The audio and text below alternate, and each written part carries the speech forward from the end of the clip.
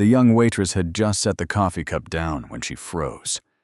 On the billionaire's hand sat an old silver ring, the same one her mother had worn for decades. Her tray tilted, her hands shaking, and before she could stop herself, she spoke. "Sir, my mother has a ring exactly like yours." Lucas Bennett went still. The color drained from his face, every ounce of composure gone in a single breath. He looked up at her as if she had said something impossible. What secret had that ring been hiding for more than 30 years? The Belmont room sat on the top floor of a building that had once been a textile warehouse, and it kept the bones of that history in its brick walls and iron beams. On Thursday nights, it filled with people who paid $400 for a tasting menu and never looked at the check. Hannah Sullivan had worked there for 2 years, long enough to know that the quietest tables were always the ones that mattered most. She was 24, and she carried herself with the particular efficiency of someone who had never been able to afford a mistake. Her mother had raised her alone in a small house outside Lowell, and money had always been a thing measured in careful portions.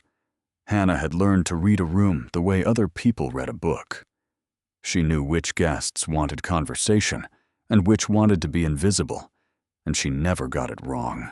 Table 9 was reserved under a corporate account that Marcus Reed, the floor manager, handled personally.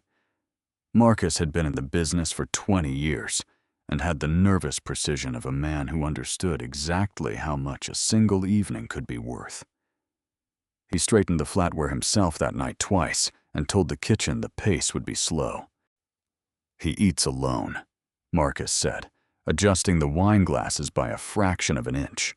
"He always eats alone. Don't hover. Don't make small talk. Set it down, step back, disappear." Hannah nodded. She had heard the name the way anyone in the city had heard it. Lucas Bennett had built one of the largest engineering firms in the country out of nothing, and the business press had spent 3 decades trying to find something interesting about his private life and coming up empty. He had never married. He lived alone in a house on the hill that nobody had ever been invited to.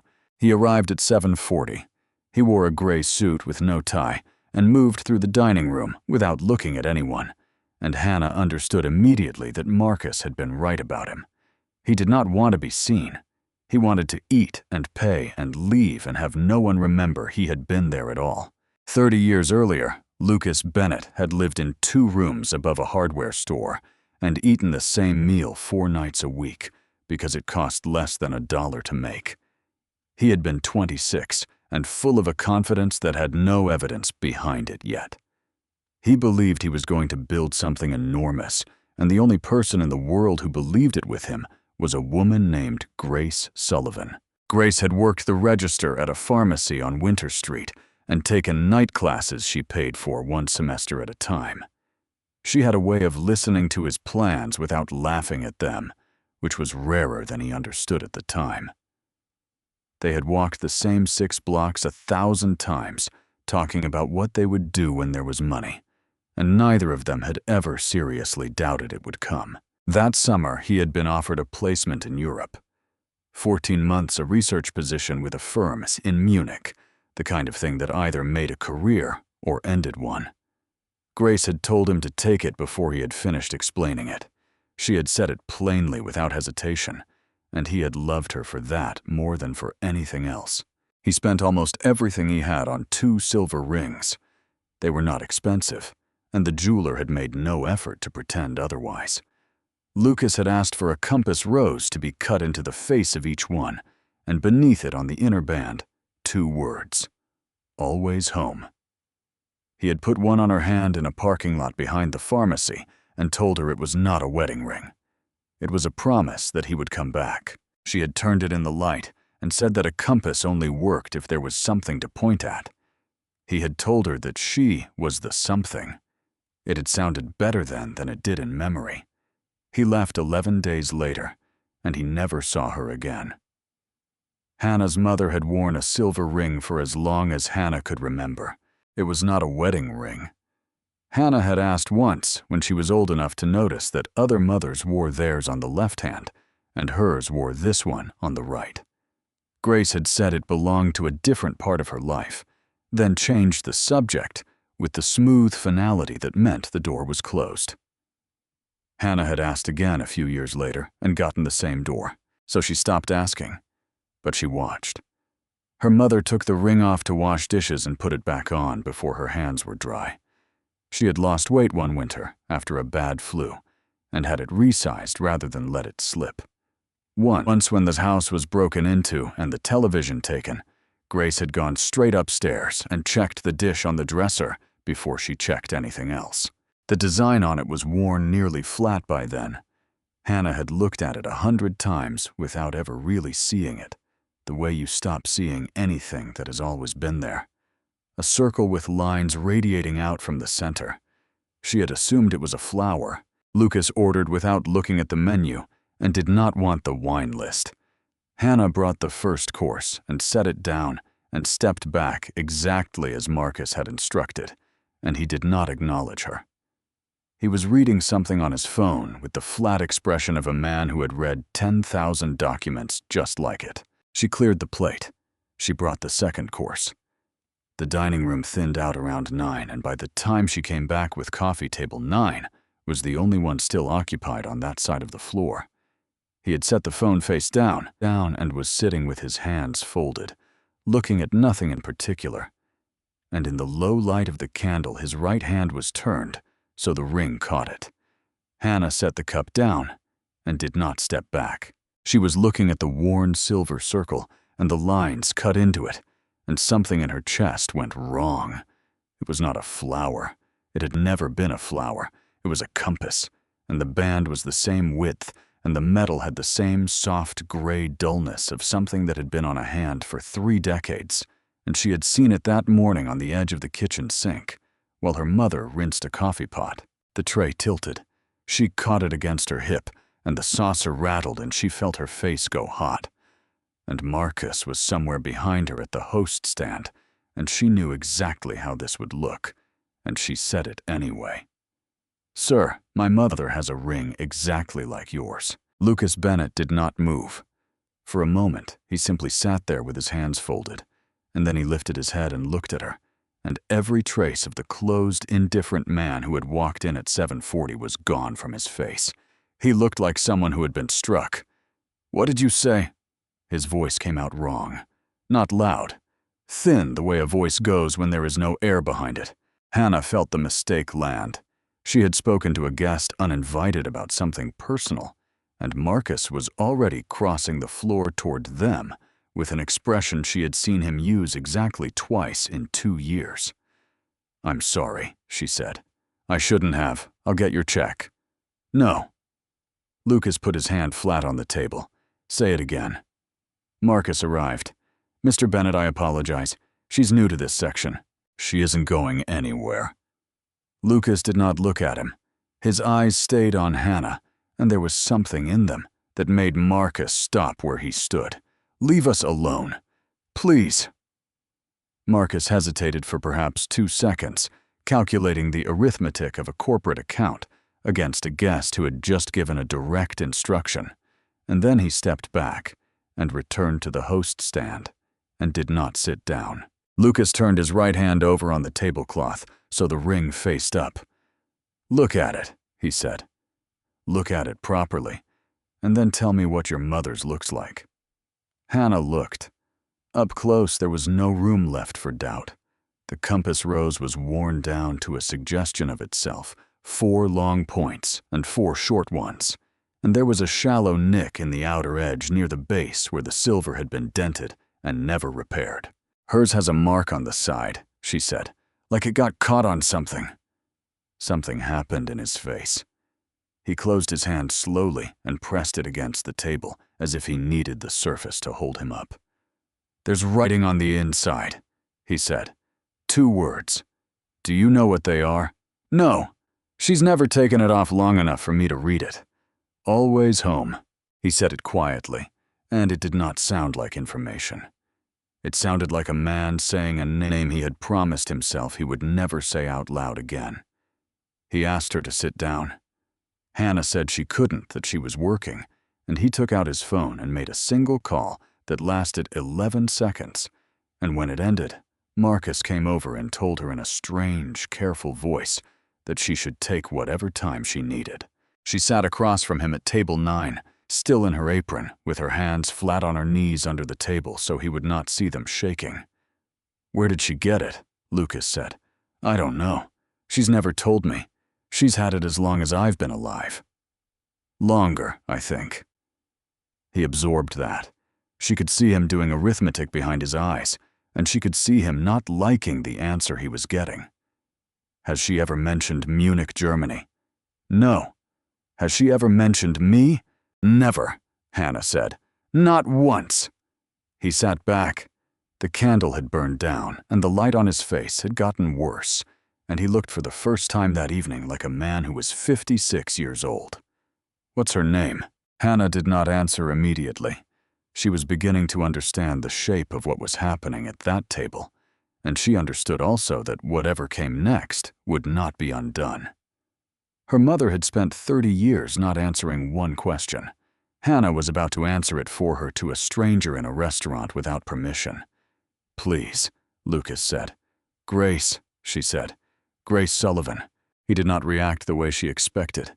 He did not gasp or stand or reach for her. He simply stopped entirely the way a machine stops when the power is cut, and for a long moment the only thing moving at the table was the flame in the glass between them. Then he put his hand over his mouth and held it there. 30 years collapsed into the space of about 4 seconds. Munich in the fall. The letters he had written every week until they started coming back. The telephone exchange that rang and rang. The response from the postal service that the box was closed. The friend he had asked to drive by the pharmacy who told him a storm had taken half the block, and the whole street had emptied out, and nobody could say where anyone had gone. He had come home 14 months later and looked for her for a year. He had checked the county offices and the hospitals and every Sullivan in 3 states, and when he found nothing, he had done what men of a certain kind do with a thing they cannot solve. He built something enormous instead. He built it for 28 years, and in all that time he had never once believed she had simply vanished. He had believed she had chosen to. "She's alive," he said. It was not a question. He was confirming something to himself. "She's 55, Hannah said. "She works at a print shop in Lowell. She's fine." "Lowell." He said the word carefully. "That's 40 minutes from here." "Yes." "For how long?" 19 years. Lucas Bennett put both hands on the table and pressed down, and Hannah watched a man worth more money than she could conceive of look like he had just been told he had lost everything. "I want to see her," he said. "I don't know if that's mine to arrange." "It isn't." "I know it isn't." He looked up. "Ask her. That's all. Tell her my name and let her decide. And if she says no, I'll never contact either of you again. You have my word." Hannah thought about her mother in the kitchen that morning, rinsing the coffee pot, the ring on the edge of the sink. She thought about the way Grace had gone straight up the stairs the night of the break-in. She thought about a door that had been closed twice and stayed closed for 24 years, and about the fact that she had just pushed it open without asking. "You have to understand something," she said. "Whatever happened, she made a decision not to talk about it. For my whole life, I don't know what I'd be walking into." "Neither do I." "That's not reassuring." "No," Lucas said. "It isn't." He took a card from his jacket and wrote a number on the back of it, and his hand was not steady enough to make it look neat. "That's mine directly. Not an office, not an assistant. If she wants nothing, you don't even have to call. Silence is an answer, and I'll take it." Hannah turned the card over. It was heavy stock, the kind of paper that costs something, and if she says yes, then I'll be wherever she wants, whenever she wants. He stood and buttoned his jacket, and for a moment the composure came back over him like a coat he had picked up off the floor. "Miss Sullivan, 30 years ago I put that ring on a woman's hand and told her I was coming back. I have spent every day since then believing she didn't wait. If that's wrong, then I need to know it, and I need to hear it from her." He left through the service corridor to avoid the front of the house. Hannah stood alone at table 9 for a long time afterward, holding a card in one hand and a cold cup of coffee in the other, and then she took out her phone and looked at her mother's name on the screen without pressing it. Outside in the back of a car that did not move for several minutes, Lucas sat with his fist closed around the ring on his right hand and understood that he had been wrong about the central fact of his own life and that he was about to find out how wrong. Hannah did not call. She drove. She got to Lowell little after 11 and found her mother at the kitchen table with a crossword and the radio on low, and she stood in the doorway with her coat still buttoned and understood that there was no version of this that could be done gently. "A man came into the restaurant tonight," she said. "He was wearing your ring." Grace Sullivan did not look up right away. She finished writing a word into the grid, then set the pen down very precisely alongside the newspaper, and when she raised her head, her face had already changed. "His name is Lucas Bennett." The pen rolled off the edge of the table and hit the floor. Neither of them picked it up. "He described it," Hannah went on. "The compass, the mark on the side. He knew what was written inside before I could tell him. He knew your name." Grace put both hands in her lap, the way a person does when they do not want to be seen holding on to anything. "Where is he now?" she said. "Waiting. He said if you want nothing, you say nothing, and he'll never contact either of us again." Hannah pulled out the chair opposite and sat down. "Mom, who is he?" Her mother looked at the ring on her right hand for a long moment, turning it once with her thumb, and then she said the only thing she had never said in 24 years. "He's the man I was supposed to spend my life with." They met on a Sunday afternoon at the Belmont Room before service, because it was the only neutral ground any of them could think of. Marcus Reed opened the floor for them, and then went downstairs and stayed there. Lucas was already at the table when Grace came in. He stood, and then he did not seem to know what to do after standing. She stopped 6 feet away. She was 55, and she had not been careful about hiding it. Her hair was gray at the front, and she wore a coat that had been good 10 years ago. And Lucas looked at her and found without any effort at all the woman from behind the pharmacy on Winter Street. He had built a company with 11,000 employees. He could not think of a single word to say to her. "You got old," Grace said. "So did you." "I know. I was there for it." She sat and her hands went flat on the table, and Lucas sat too because there was nothing else to do. Hannah took the chair at the end between them and said nothing. For nearly a minute, the three of them sat in an empty dining room with the chairs still stacked along the far wall, and the silence had a weight that was almost physical. Lucas had rehearsed this in the car. He had prepared 3 or 4 sentences, and now every one of them sounded obscene. "You never wrote to me," he said finally. Grace's chin came up. "I wrote to you for 8 months. I never received one letter. And I received nothing from you," she said. "Not one. Do you understand what that was like? I stood at a mailbox for 8 months like a fool." "I wrote every week," Lucas said. "Every single week until they started coming back. They came back to you." Her voice did not rise, but something underneath it did. "Mine went out and never came back at all. Do you know what a person concludes from that? That they arrived. That they arrived and were read and thrown away." He sat with that. He had spent 30 years assembling a story in which she had simply stopped, and here she was with the same story in reverse, and both of them had lived inside it for the same length of time. "I thought you left," he said. "I thought you did," said Grace. Neither of them had anything to answer that with, and the distance between the 2 chairs did not close by even an inch. Hannah watched them talk for 20 minutes, and it was like watching 2 people conduct a negotiation in a language they had both forgotten. They asked about work, and about health, and about nothing at all, and every time the conversation approached the thing underneath it, one of them turned it aside. She finally put her hand flat on the table. "Stop," she said. "Both of you. You've each spent 30 years believing something about the other one, and neither of you has asked what actually happened. Ask her." Lucas looked at Grace. "What happened?" Grace took her time.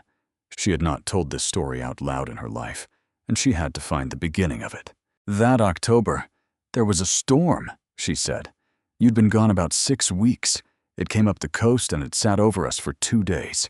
It took the roof off the pharmacy, and it took the whole row of buildings on Winter Street, including the one you'd been living over. The exchange went down. The post office on Ash Street flooded to the counter, and they lost everything in the back room, whole bins of it. It was 3 weeks before anyone had a phone line again, and 2 months before the mail ran the way it was supposed to." "I knew about the storm," Lucas said. "I heard about it in November. I couldn't get through to anyone. That was the first thing. The first thing was bad luck." Grace turned the ring on her finger once. "The second thing was my father. Walter Sullivan had been living alone in Ohio, and 11 days after the storm, the hospital there called Grace because hers was the only number on his file. He had gone down in his own kitchen and been on the floor for most of a day, and what came after that was a diagnosis with a name she had never heard, and a prognosis measured in years, not months. There was nobody else, no brother, no sister, no wife anymore. So I went," Grace said. "I packed what fit in a car, and I gave up the room I was renting because I couldn't pay for 2 places, and I drove 800 miles, and I did not come back for a very long time." She had written to Lucas from Ohio. She had used the Munich address he had left her, written on the back of a receipt, and she had sent letters to it for 8 months and never received 1 word in return. Lucas closed his eyes. "The placement moved," he said. "In January. The firm shut the Munich office and transferred the whole group to Stuttgart. I sent you the new address 3 times. "To a post office box on Ash Street that no longer existed," Grace said. "And to a room over a hardware store that had been condemned." "Yes. Then that's the whole of it." She said it flatly, without triumph. "That's the entire thing. A storm, a sick man in Ohio, and 2 people writing to addresses that weren't there anymore." Lucas Bennett had spent 3 decades believing that he had been discarded by the only person who had ever fully believed in him, and he had built a great deal of what he was on top of that belief. It had made him careful with people. It had made him a man who ate alone at table 9 and did not want the wine list. And now, in an empty dining room on a Sunday afternoon, the foundation of it turned out to be weather, and a phone line, and a flooded back room. "There was no betrayal," he said. "No," said Grace. "There was never any betrayal. There was bad timing and 800 miles. He looked down at the ring on his hand and could not seem to lift his eyes from it. "I looked for you," he said, "when I came home. For a year, Grace. The county offices, the hospitals. I called every Sullivan I could find in 3 states. My father's line was listed under Walter. I was in Ohio at his address, and after a while I stopped being listed anywhere at all, because everything was in his name." She shook her head slowly. "You were looking for a woman in Massachusetts. There wasn't one." Hannah, who had not spoken since telling them to stop, said quietly, "And after that, your grandfather took 9 years to die, and I was there for all of them. I married a man in Ohio when I was 30 because I was tired, and he was kind, and it seemed like the sensible thing. It lasted 5 years, the way those things do. He passed a while back." Grace said it without self-pity, which somehow made it worse. "Then I came home, and that was 19 years ago, and by then I had stopped letting myself think about Munich at all. Something changed at that table after that. The question that had brought them all together had been answered, and it turned out to be the smaller of the 2 questions, because the thing sitting in the room now was not who had left whom. It was the 30 years.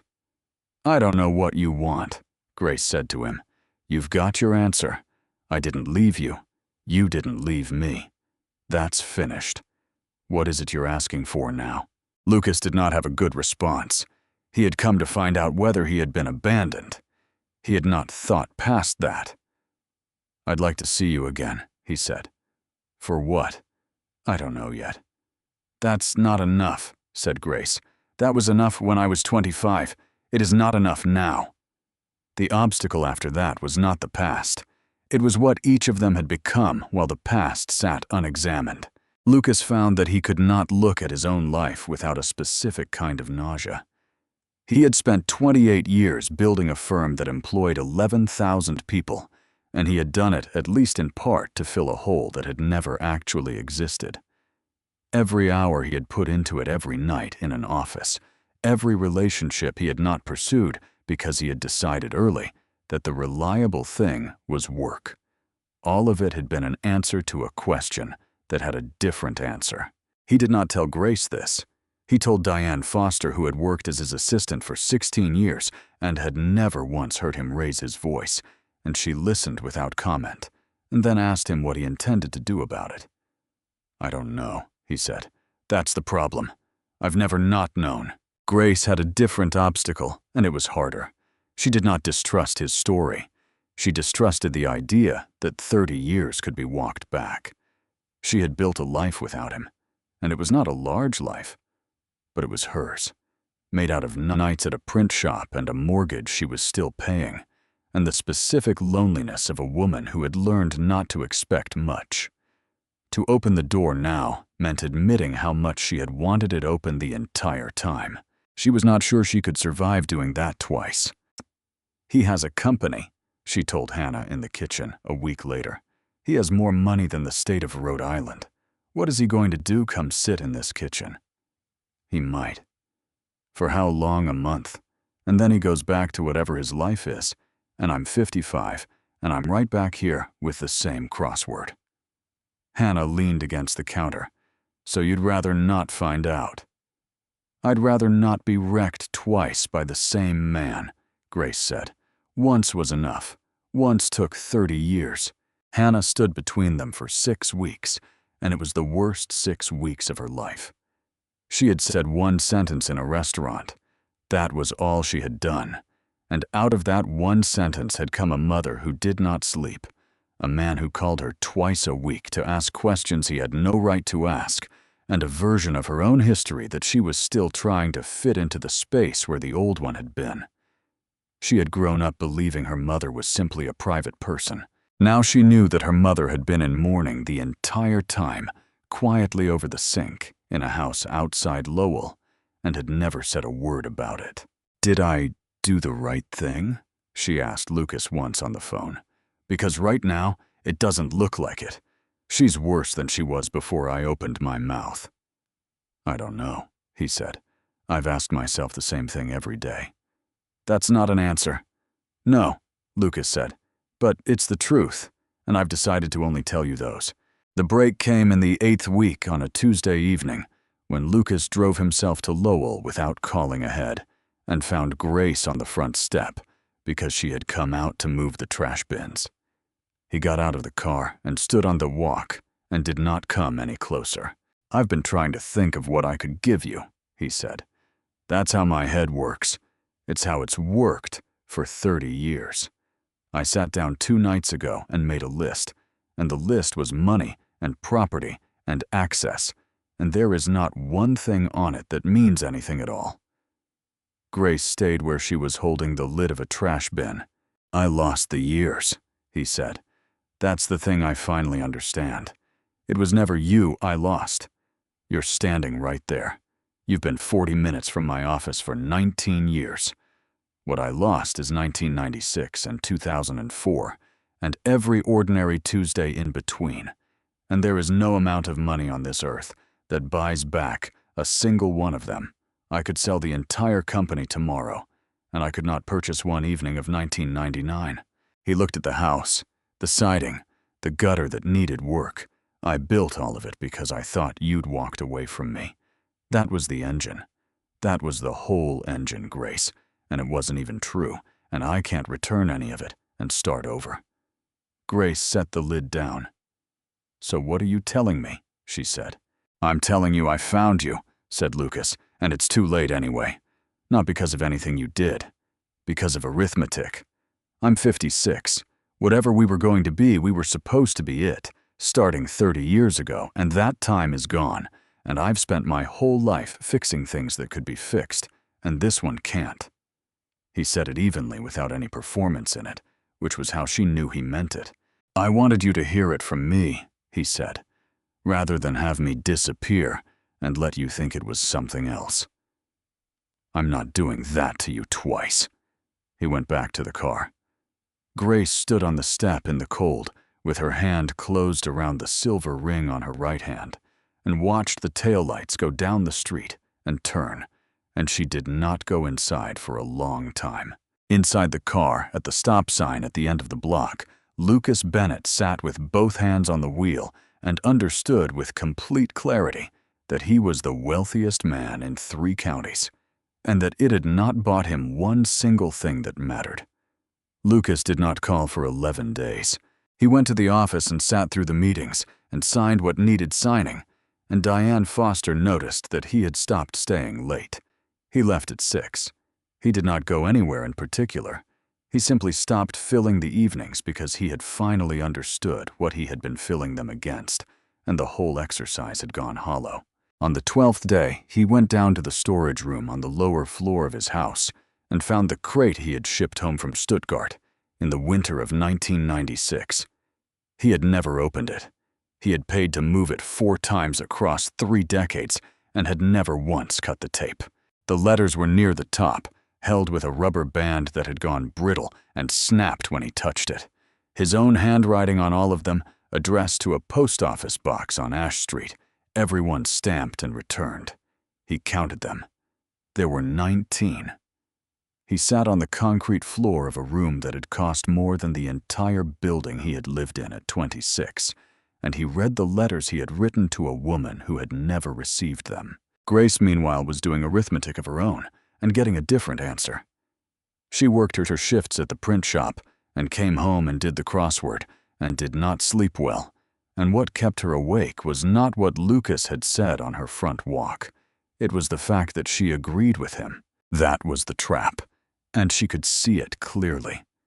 He had told her it was too late, and every practical part of her had said yes, that's right. That's the sensible conclusion. And then she had lain in the dark and understood that she had been reaching exactly that conclusion for 30 years. Too late to look for him. Too late after her father died. Too late at 40. Too late at 50. She had been protecting herself from disappointment with such discipline that she had turned it into a life. He said it was too late, she told Hannah on a Sunday over the same kitchen table. And I let him say it. You didn't argue. No. I stood there holding a trash can lid and I let a man walk away from me for the 2nd time, and this time nothing was stopping either of us. No storm, no Ohio, nothing. Grace looked at her hands. The first time wasn't our fault. This time it would be. Hannah drove to the Belmont room on her night off and asked Marcus Reed for the corporate account number. And Marcus, who had spent 8 weeks pretending nothing unusual had happened at Table 9, gave it to her without asking a single question. She got Diane Foster on the 2nd try. I need 20 minutes with him, Hannah said. Not a call, in person. And I need him to bring whatever he has from that year, anything at all, and I don't care if it's a receipt. Diane, who had never in 16 years been given an instruction quite like that, wrote it down. They met at the house in Lowell on a Saturday because Hannah had decided that if her mother would not go to him, then he would come and sit in the kitchen exactly as Grace had said he never would. Lucas came in a coat that was too good for the room and set a shoebox on the table. 19 letters, he said, all returned. They came back to me in Germany, and I never opened them again. They've been in a crate since I shipped them home. Grace looked at the box and did not touch it. I don't have mine, she said. Mine went out. They're gone. But I know what was in them. Lucas took the rubber band off. So do I. What followed took most of the afternoon, and it was not romantic. They laid the letters out in the order of the postmarks, and Grace went and got a pen and the back of an old print shop order pad, and the two of them reconstructed the autumn of 1995 hour by hour, the way 2 engineers would. The first letter was dated 8 days after he flew. The last one he mailed was in the 2nd week of December, and it had come back in January with the box marked closed. Grace put a date beside it. The post office on Ash Street had shut the box in November because nobody had paid the fee, because the person who paid it had been in a hospital corridor in Ohio. The storm was the 22nd, she said. My father went down on the 3rd of the following month. I was on the road by the 5th. Lucas made a note. I was told about the storm in the middle of November. That was 3 weeks after it happened. By then, you'd been gone 10 days. And when I got to Ohio, the first thing I did was write to Munich. The Munich office closed in January. He set his hand flat on the letters. Your letters would have gone there through the whole of the spring. Through the spring, Grace said, and the summer and into the fall. Hannah, standing at the counter, watched two people in their 50s put their own destruction on a piece of paper in a kitchen and find that every single link in it had been an accident. There was no villain anywhere in it. That was the thing that finally broke the resistance in both of them. If there had been someone to blame, it would have been easier, because a person can be angry at a person. You cannot be angry at a low-pressure system, or at a man in Ohio who fell down in his kitchen, or at a firm that moved an office 120 miles for reasons that had nothing to do with anyone at that table. Grace put the pen down eventually and looked at the spread of envelopes. "Read me one," she said. Lucas picked up the fourth. He did not read it well. His voice was not built for it, and he had never been a man who spoke that way out loud. And about a third of the way through, he had to stop and start again. It was not a love letter particularly. It was a young man describing a city he could not afford to eat in, and a supervisor he did not respect, and a plan. And the plan had her in every part of it. When he finished, Grace was crying, which Hannah had seen her do exactly twice in 24 years. "You are coming back," Grace said. "I was always coming back." He did not ask her for anything that day, which she noticed.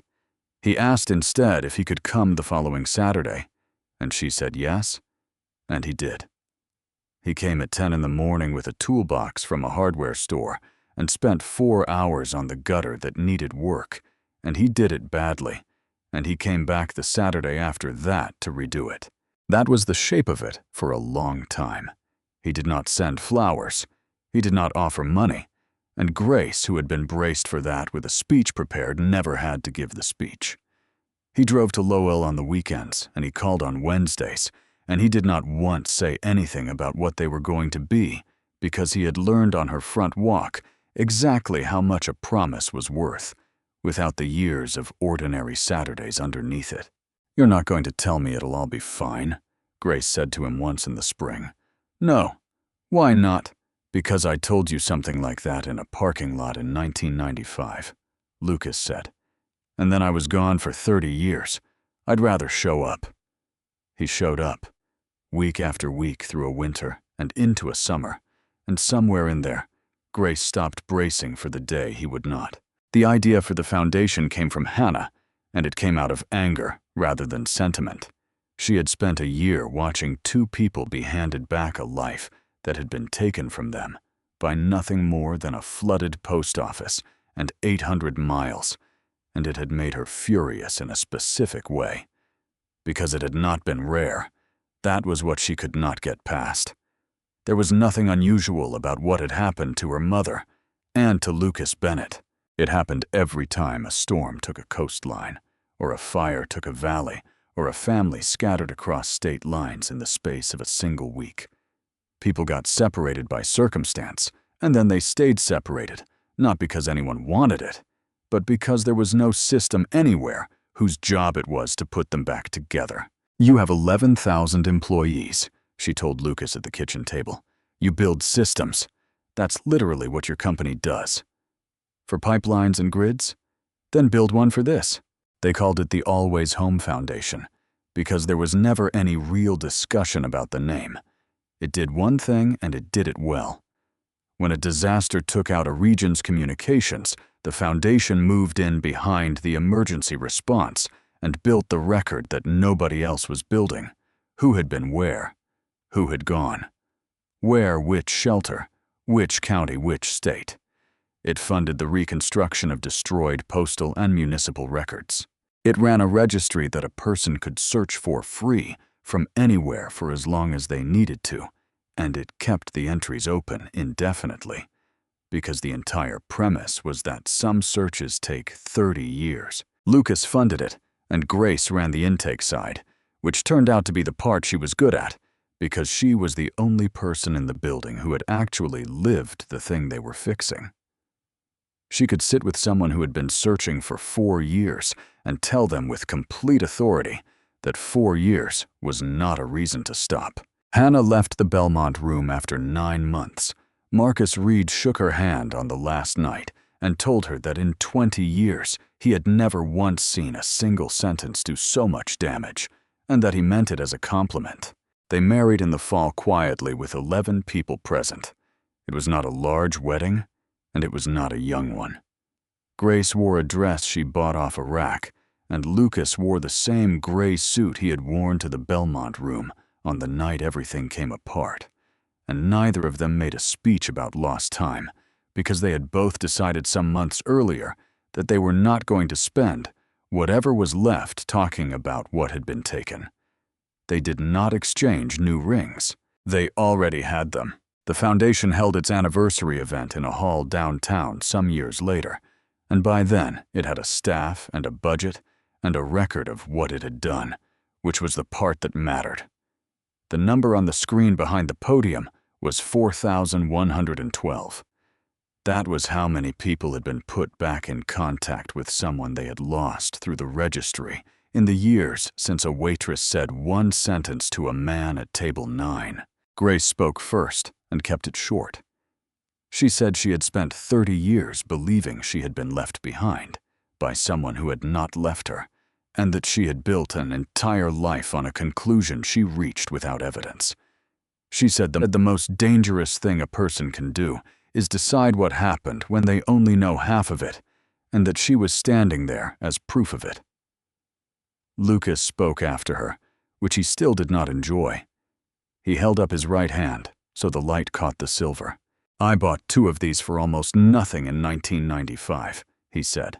"I had a jeweler cut a compass into the face of them and 2 words on the inside, and I gave one of them to a woman in a parking lot and told her it wasn't a wedding ring. I told her it was a promise that I'd come back." He turned the ring once with his thumb, the same motion Grace had made 10,000 times over a kitchen sink in Lowell. "For 30 years I thought I was wearing a thing I'd failed at. I thought it was the record of a promise that got broken, and I kept it on because I didn't know what else to do with it. But it wasn't that. She wore hers every single day for 30 years without knowing why, and I wore mine for 30 years thinking I knew, and being wrong, and in the end, we both came back. It took a very long time, and it took a great deal of help. But we came back." He put his hand down. "So it isn't a promise anymore. It's evidence. That's what I'd like people to take out of this room. A thing said honestly can survive almost anything, including 30 years and a storm, and 800 miles. It just doesn't survive quickly." Afterward, Hannah found the 2 of them near the back of the hall, away from the crowd, standing close and not talking. She thought about the woman who had rinsed a coffee pot and set a silver ring on the edge of the sink every morning and had never once explained it. She thought about how close the whole thing had come to never happening, how it had rested entirely on a candle turned the right way, and a tilted tray, and a waitress who broke the one rule her manager had given her. "Do you ever think about it?" she asked her mother. "If I'd just put the coffee down and walked away." "Every day," Grace said. Lucas was looking at the screen where the number still glowed above the empty podium. 4,112, he said. "Every one of them thought the same thing we did, that the other person chose to go." He looked at Hannah. They didn't. Almost none of them ever do. Nobody in that hall was owed a happy ending, and none of them pretended one had been earned. What they had was the years that were left, and a registry that stayed open indefinitely, and 2 worn silver rings that had spent 3 decades apart, pointing at nothing, and had finally been put back within reach of each other. The lesson underneath all of it was simple enough to fit on the inside of a band. Do not decide what happened until you know all of it. Most things that fall apart do not fall apart because the love ran out. They fall apart because of a misunderstanding nobody ever went back to check, and a set of circumstances that no one chose. And if a person is willing to listen and to forgive and to keep showing up on ordinary Saturdays long after it stops being dramatic, then even the things that look permanently lost can sometimes be found again.